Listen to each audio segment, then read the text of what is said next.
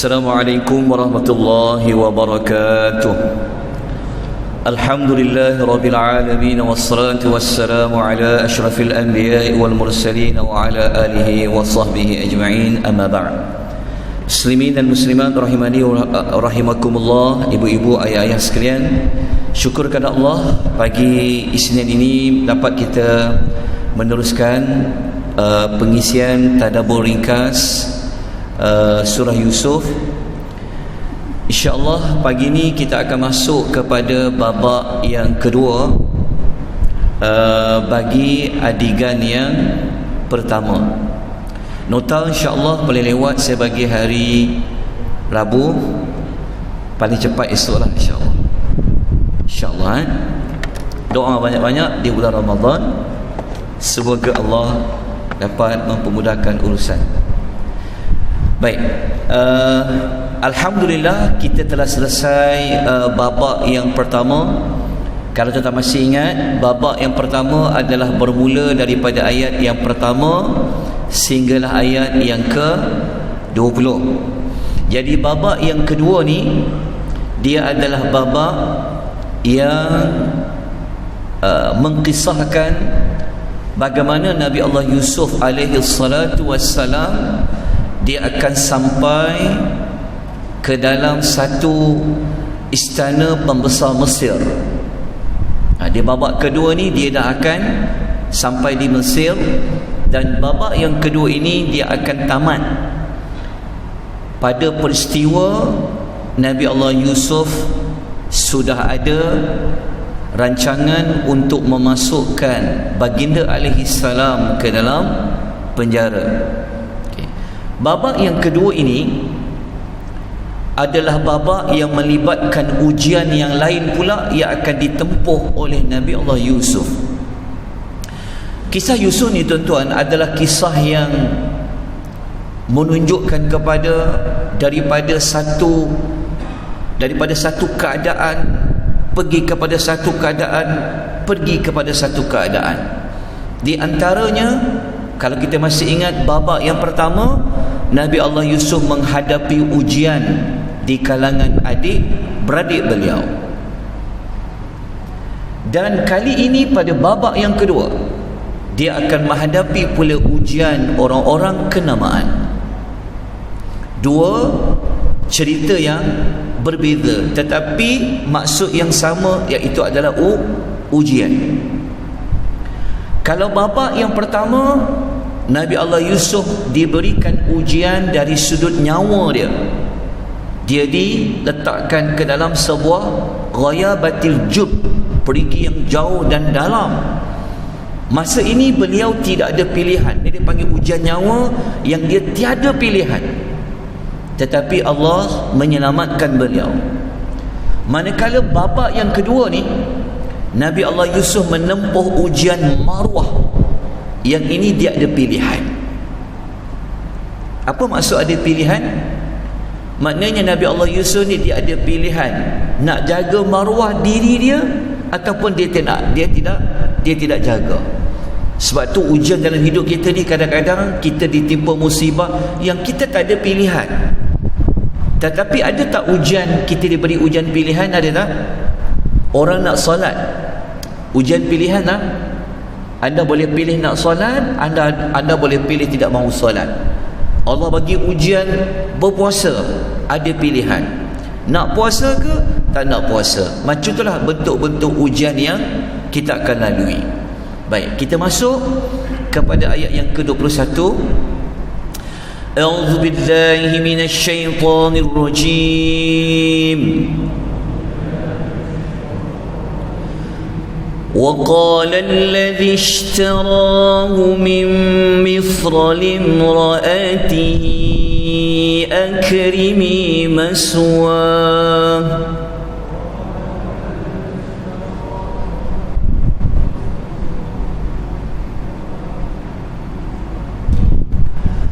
عسى أن ينفعنا أو نتخذه ولدا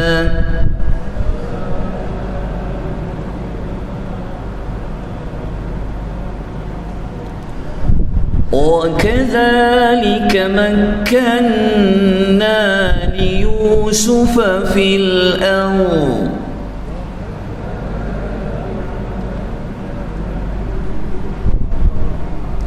ولنعلمه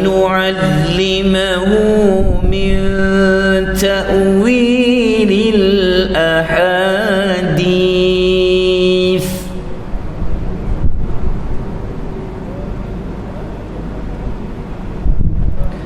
والله غالب على أمره ولكن أكثر الناس لا يعلمون.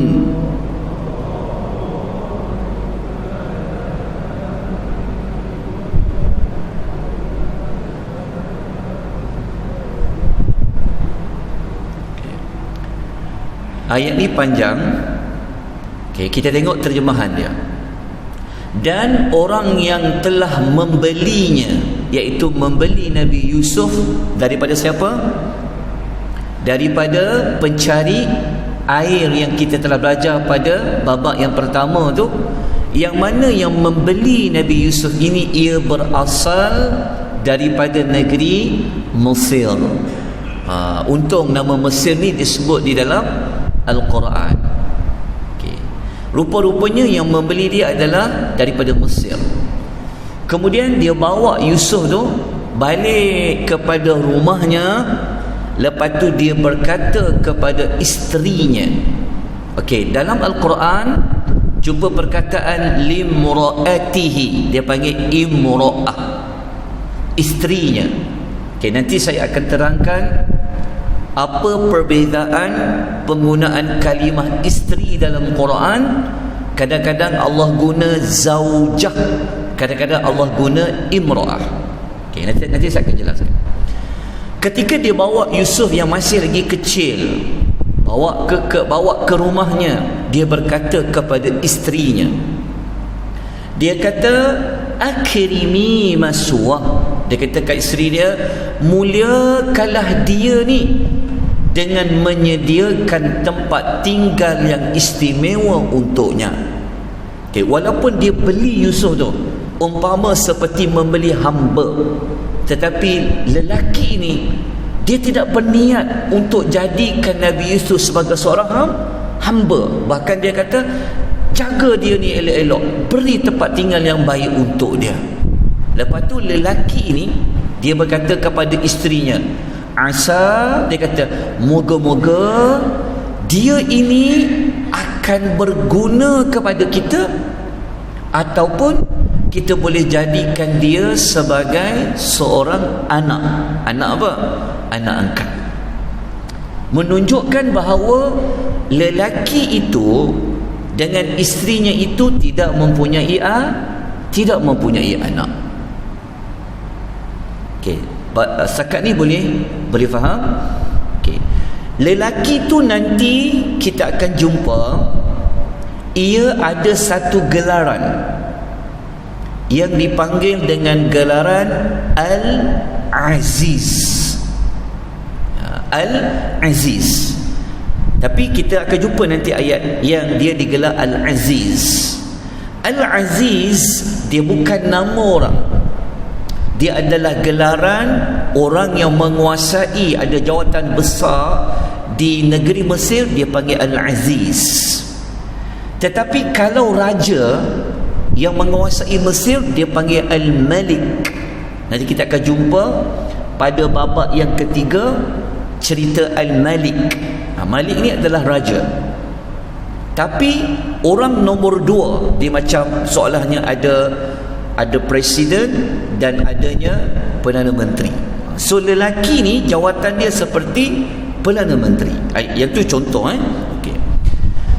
Kemudian Allah Ta'ala cerita pada kita, kenapa Allah Ta'ala temukan Nabi Yusuf ini dibeli oleh pembesar Mesir tu, kemudian dibawa ke dalam rumahnya. Allah mengatakan, demikianlah caranya kami nak menetapkan kedudukan Yusuf di bumi Mesir ini. Maksudnya Allah bagi tahu, macam itulah kami aturkan supaya Yusuf ni nanti dia dapat kedudukan di bumi Mesir itu, dan adalah untuk kami mengajar kepada dia sebahagian daripada ilmu takbir mimpi. Penutup kepada ayat ini Allah mengatakan, Allah Maha berkuasa melakukan segala perkara yang telah Allah tetapkan. Maknanya Allah bagi tahu kepada kita, penutup ayat 21 ni, Allah bagi tahu dia boleh buat, dia berkuasa untuk jalankan apa yang telah Allah takdirkan, kata Yusuf.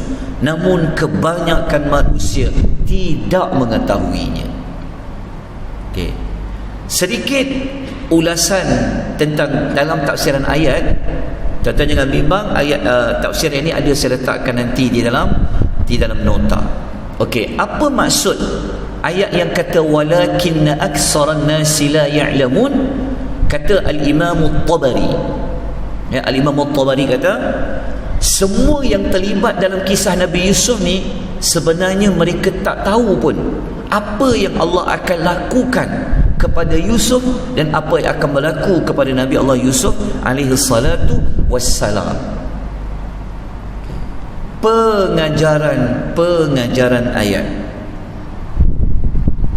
Okey, boleh ikut tuan-tuan sebab tak ada nota kan.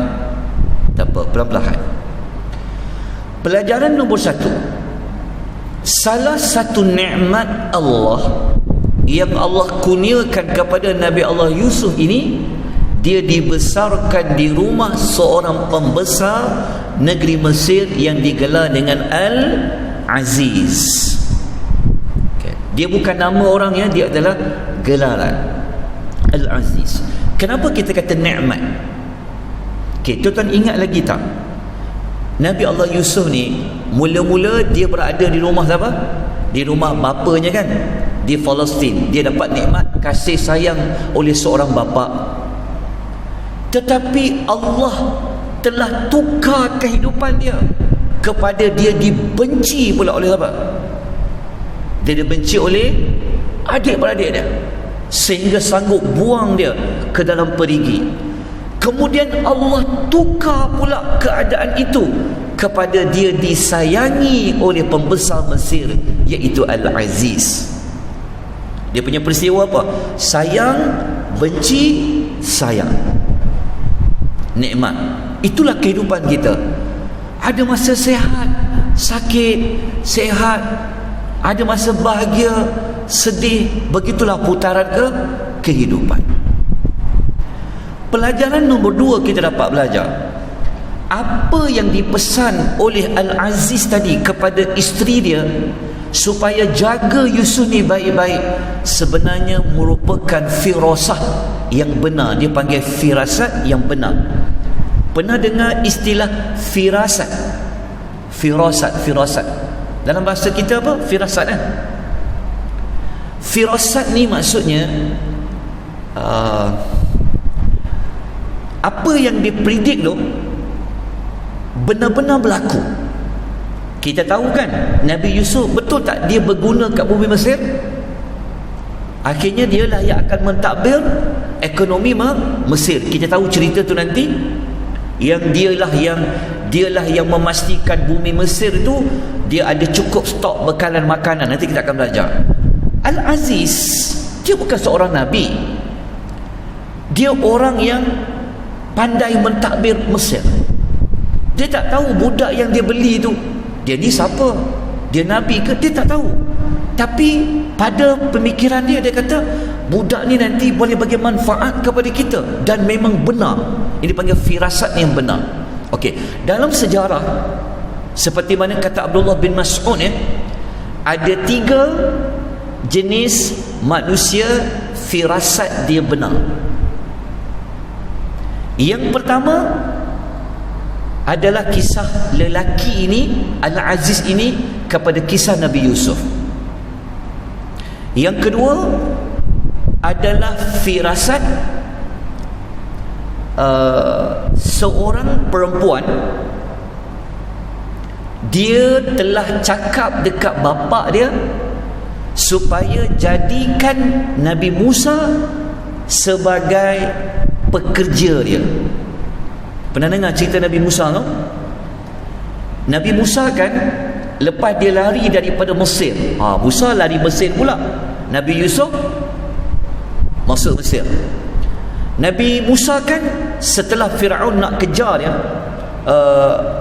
Nabi Musa kan dia ada kes apa? Tumbuk seorang lelaki, akhirnya mati. Lepas tu tentera-tentera Fir'aun nak buru dia, dia lari ke Madian. Kita kena baca dalam surah Al-Qasas, surah yang ke-28 lepas surah An-Naml. Nabi Musa ketika dia lari dekat Madian, lepas tu dia jumpa dua perempuan, cerita dia, dan akhirnya perempuan tu pun bawa dia balik rumah bapanya untuk mengucapkan terima kasih kerana tolong dia memberi minuman kepada kambing-kambing dia. Dan daripada dua anak perempuan tu, salah seorang kata dekat ayah dia, ayah, ambillah dia ni, nampak macam elok dia ni. Orang yang macam dia ni ada skill, ada ilmu, elok ayah jadikan dia sebagai staff dia. Dan apa yang perempuan itu predik, firasat dia benar. Nabi Allah Yusuf ni, dia seorang pekerja yang sangat baik, dan sehingga dia menjadi menantu kepada salah seorang daripada dua anak tu, Nabi Musa lah. Okay. Kemudian firasat yang ketiga adalah kisah pelantikan Umar yang dicadangkan oleh Abu Bakar As-Siddiq radhiyallahu anhu, pun firasat yang benar. Tiga firasat ni. Okay. Pelajaran nombor 3 yang kita dapat belajar, Allah Ta'ala telah mengurniakan dua nikmat kepada Nabi Allah Yusuf. Yang pertama, nanti Allah bagi nikmat apa? Allah memberikan nikmat kedudukan. Kita akan sampai nanti pada cerita kedudukan dia. Dan Allah bagi dia nikmat untuk belajar ilmu tafsiran mimpi. Sebab tu Allah pastikan Nabi Allah Yusuf dia akan berada di bumi Mesir. Lepas tu kita kena belajar pasal takdir. Hebat Allah ni. Okey. Yang keempat, kita dapat belajar di sini kesempurnaan kekuasaan Allah Subhanahu wa taala yang tiada tolak bandingnya. Pelajaran nombor 5 yang kita dapat belajar, tiada sesiapa yang dapat mengalahkan Allah terhadap segala yang telah Allah tetapkan. Kalau Allah kata Yusuf dia pasti hidup, buatlah macam mana pun, dia tetap akan hidup. Kalau Allah kata Yusuf ini dia sekian-sekian, Allah boleh buat apa yang dia telah tetapkan. Ini kita kena belajar tentang takdir. Allah Ta'ala ni, kalau dia kata itu bukan jodoh kamu, buatlah macam mana pun, bukan jodoh. Contoh. Sebab apabila kita belajar pasal takdir, kena ingat salah satu daripada 4 rukun takdir, Al-Qudrah, iaitu kekuasaan Allah. Pelajaran nombor 6, Allah bagi tahu kepada kita hanya sebahagian kecil manusia yang dia benar-benar tahu, secara umum je dia tahu apa yang akan berlaku kepada Nabi Yusuf alaihi salatu wassalam. Betul tak? Sebab ayat tadi Tuhan kata apa? Kebanyakannya tak tahu. Yang jual Yusuf tu dia tak tahu. Yang Yusuf ni akhirnya seorang yang mulia. Adik-beradik dia pun tak tahu Yusuf ni nanti jadi orang yang mulia. Siapa di antara yang tahu? Sebab Tuhan tak kata semua tak tahu, Tuhan kata kebanyakan tak tahu. Maknanya antara yang tahu siapa dia? Nabi Yaqub alaihi salatu wassalam. Tapi dia pun tahu secara umum. Sebab anak dia mimpi dulu, dia meyakini mimpi itu pasti akan jadi. Kalau Nabi Allah Yusuf mati, mimpi itu tak real lah. Jadi dia seperti mengetahui anak dia ni pasti wujud lagi. Okay, cuma dia pun tak tahu ke mana anaknya berada. Okay, apa tindakan selepas tadabbur yang kita boleh ambil? Ada 2 tindakan. Yang pertama, kita kena yakin bahawa di setiap kesusahan pasti ada kebaikan. Betul tak? Allah bagi musibah, ingat ada kebaikan. Kita tak tahu apa sebenarnya Allah nak bagi pada kita ni. Tahun depan, 5 tahun lagi, 10 tahun, kita tak tahu. Nabi Yusuf pun macam tu, kan? Dia, orang ingat kesian dia, kecil-kecil lagi, dia lempar letak dalam perigi. Orang tidak tahu yang tersiratnya apa. Jadi kita kena belajar. Allah ni kalau dia jalankan sesuatu, pasti ada kebaikan. Tindakan kita yang kedua, kalau kita tahu tak ada siapa yang boleh kalahkan Allah dalam menjalankan takdir, maka kalau kita ada rancang sekian, maka kita serahkanlah segala perancangan yang telah kita buat kepada Allah Azza wa Jalla. Fa idza azamta fatawakkal 'ala Allah. Baik, selesailah kita ayat yang ke-21. InsyaAllah besok kita masuk pada ayat nombor 22. Saya cuba sedaya yang mungkin untuk membawa nota seperti kebiasaannya, insyaAllah. Tapi paling lewat hari Rabu. So malam ni doa banyak-banyak. Moga Allah pemudahkan. Baik, kita tangguh pengisian kita pada pagi ini dengan membaca tasbih kafarah. Moga-moga ada manfaat yang banyak kita dapat. Aqulu qouli hadza wa astaghfirullahal azim wa billahi taufiq wal hidayah. Wassalamualaikum warahmatullahi wabarakatuh. Subhanakallahumma wa bihamdika asyhadu an la ilaha illa anta astaghfiruka wa atubu ilaik. Wal 'asr innal insana lafi khusr illa alladhina amanu wa 'amilus solihat wa tawassaw bil haqq wa tawassaw bis sabr.